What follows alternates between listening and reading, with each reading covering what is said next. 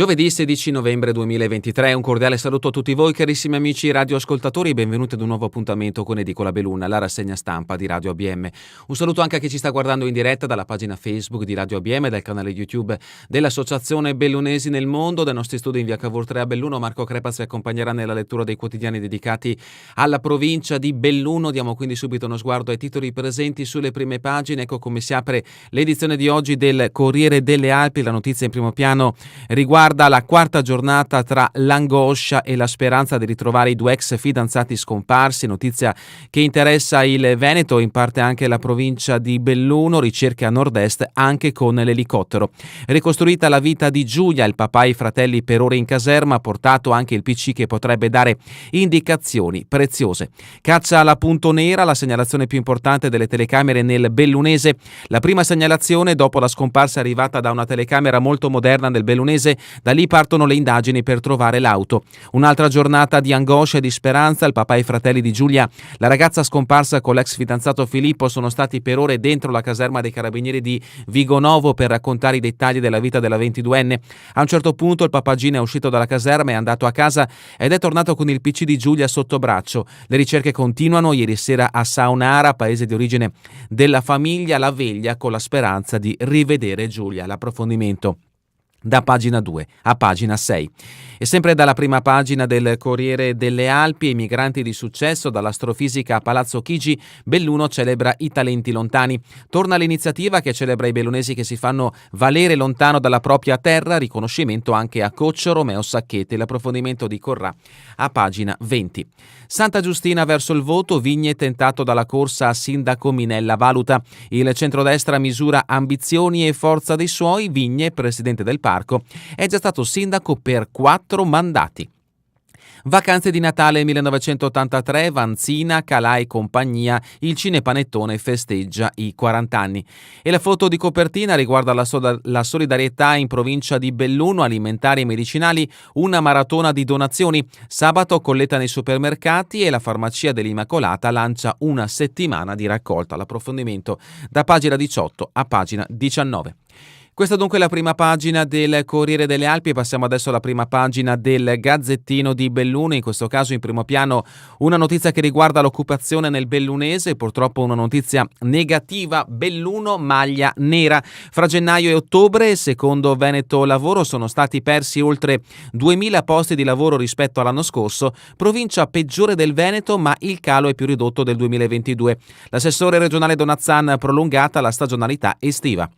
Da gennaio ad ottobre del 2023 quasi tutte le province del Veneto registrano un saldo positivo e più favorevole rispetto all'analogo periodo del 2022. A fare eccezione soltanto la provincia dolomitica, territorio nel quale il bilancio è negativo con la freccia rivolta verso il basso per 2129 unità e dove pesano, come sempre in questo momento dell'anno, le conclusioni contrattuali legate alla chiusura della stagione turistica estiva. Importante bacino occupazionale. Il decremento risulta comunque come magra consolazione più contenuto del 2022 rispetto al 2021.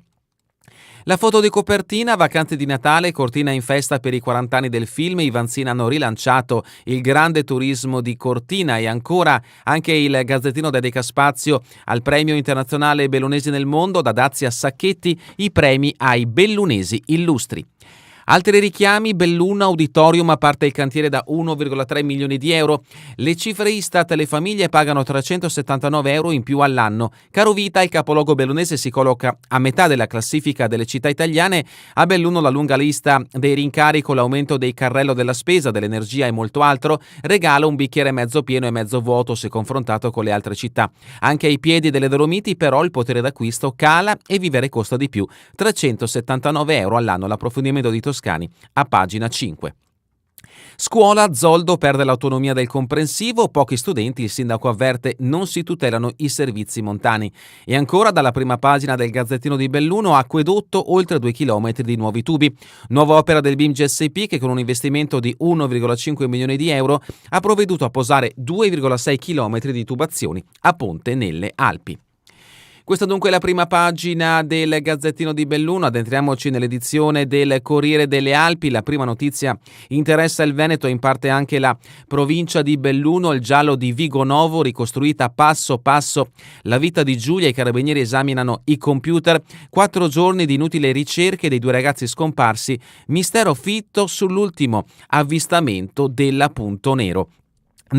Il padre della ragazza in caserma consegna un PC in uso alla famiglia dove forse la giovane ha lasciato tracce. I vigili del fuoco perlustrano canali e fossati tra Fossò e il confine con la provincia di Treviso. Saunara, 400 nella chiesa, sperano che finisca bene. Ragazzi, tornate a casa, questo è l'appello. Sopra i banchi tanti lumini accesi, il simbolo della speranza e della luce della fede.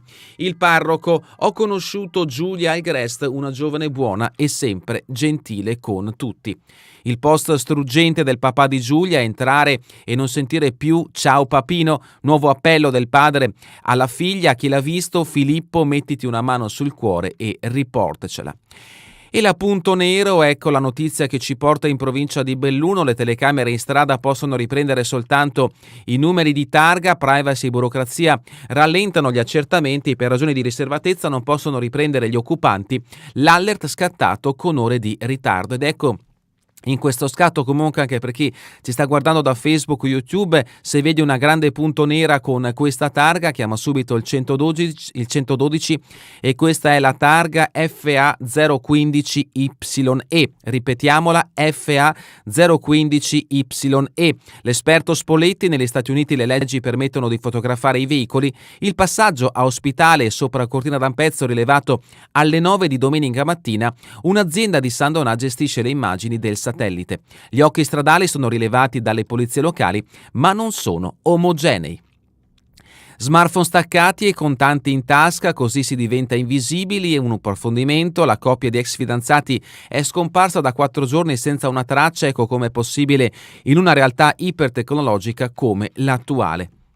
Ma continuiamo con le notizie che interessano il territorio bellunese. Siamo a pagina 18, colletta alimentare per 3.000 poveri, sabato di donazioni in market e negozi, al momento coinvolti più di 110 esercizi commerciali. Il banco: cerchiamo volontari, gli interessati ci scrivano. In campo l'esercito della solidarietà, composto da ex militari, scout e parrocchie. Dove si può donare troverete tutti i negozi suddivisi per comune in provincia di Belluno. L'altra raccolta: 7 giorni per offrire prodotti per l'infanzia e medicinali pediatrici. Da domani a venerdì prossimo aderiscono 19 realtà. La farmacia dell'Immacolata: aiutiamo 150 minorenni. E adesso il premio Bellunesi nel mondo. Da Palazzo Chigi all'astrofisica, Belluno premia i talenti e i immigrati. Riconoscimento anche a Francesco Piazza, capo del cerimoniale della Presidenza del Consiglio. I figli delle Dolomiti: chi sono i premiati? Flavio José Brugnago, giornalista figlio di emigranti, in questo caso siamo in Brasile. Francesco Dazzi, primo tecnologo INAF, siamo in Alpago. Francesco Marin, cancelliere ambasciata a Berlino. Silvana Molin Pradelle, emigrante in Spagna. Francesco Piazza, capo ufficio cerimoniale. Romeo Sacchetti, allenatore di basket. L'appuntamento è per sabato 25 novembre a Longarone. Pagina 21, 3 cantieri, 1 all'auditorium, vogliamo riaprire entro un anno, notizia che ci porta nel capoluogo: recupero della sala, rifacimento delle facciate e area archeologica, lavori per 1,3 milioni di euro con i fondi del PNRR. Attraverso la mostra gli studenti scoprono la violenza di genere, prima la vista, poi un incontro con esperti. L'assessore a Damiano: serve un dialogo diretto, notizia che interessa sempre per quanto riguarda la cultura il capoluogo bellunese. Siamo a pagina 22, Babbo Natale abiterà in centro con casetta e pista di ghiaccio, Santa Claus avrà un trono in Piazza dei Martiri per fare le foto con i bambini, il mercatino aprirà il 2 dicembre con 12 stand, si patinerà in Piazza Duomo. Notizia di spalle: i lavori di Binge SP, serbatoio interconnessi per garantire più acqua a Levigo e Sagrogna. E ancora il bando, il rifugio Bianchette cerca un gestore. Continuiamo con Feltre, l'Enal Sport Villaga non demorde, vogliamo rifare la pista di fondo, notizia che interessa la zona di Prada del Moro. Dopo il nulla di fatto dello scorso inverno, lo sci club è carico, Kenet un tracciato speciale che richiama appassionati. Giro delle Mura, nonna Rosanna regala l'auto vinta alle 2 nipoti, scambio di biglietto e chiavi ieri al supermercato Famila. Rossanna Polesana di Mugnai si è aggiudicata l'Opel Corsa, primo premio della lotteria. E adesso rimaniamo nel Feltrino. Santa Giustina, Vigne medita la candidatura, resta l'ipotesi Minella bis. Il centrodestra si sta confrontando su come affrontare la competizione elettorale. L'attuale assessore si valuta il percorso fatto e si decide la strada da seguire. Sempre da Santa Giustina, demolito il cavalcaferrovia, proseguono i disagi al traffico, notizia che interessa prettamente la frazione di Formegan. Ancora dal Feltrino, molti volti nuovi nel comitato, alla guida sempre Ivan Piol, questo per quanto riguarda la sosstazione pedale Feltrino. Fonzaso, 3 anni di sgombero neve, già appaltati 2 percorsi, il comune ha stanziato in tutto 60.000 euro per pianificare la pulizia delle strade, non ancora assegnato l'itinerario numero 2 con Arten e parte del capoluogo. Passiamo a pagina 26, Limana, cacciatore morto nel Piave, rafforzata l'ipotesi incidente, effettuato a Belluno l'esame sulla salma del 65enne Doriano Gasperin, cordoglio nella comunità per la morte dell'ex mulettista della Sest.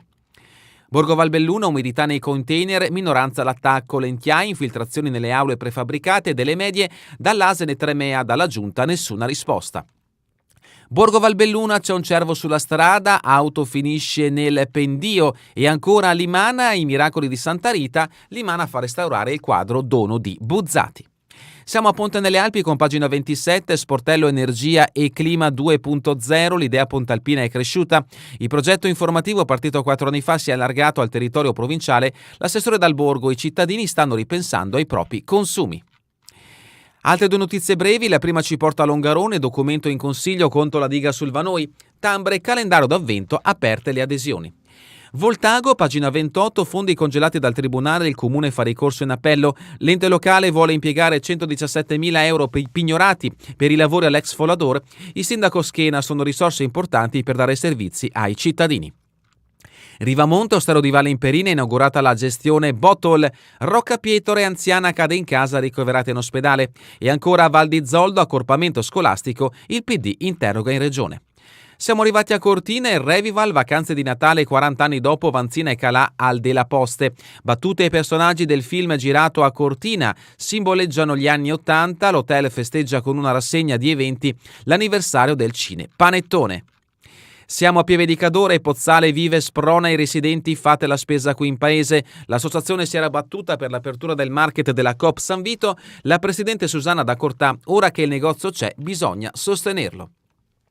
Radio accesa ogni giorno in stalla, Angelo e Mizzi curano la nostalgia, l'ex guardiaboschi di Cortina trasferito a Tai ha perso l'amato sereno, la cavalla superstite fa segno con il muso per ascoltare la musica.